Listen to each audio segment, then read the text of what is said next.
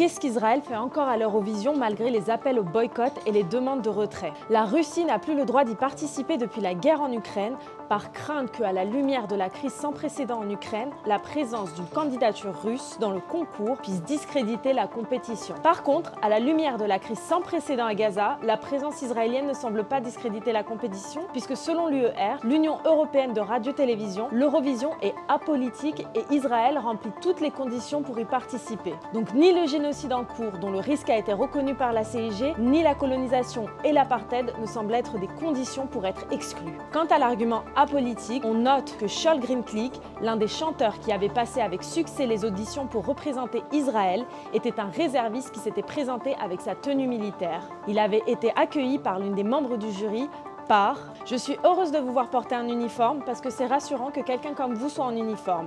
Je serai heureuse de vous voir représenter Israël à l'Eurovision. » Shaul Greenklick s'était finalement désisté pour participer au génocide à Gaza où il perdra la vie. Eden Golan, 20 ans, qui est né et a passé 13 ans de sa vie en Russie avant de s'installer à Tel Aviv, représentera finalement Israël à l'Eurovision.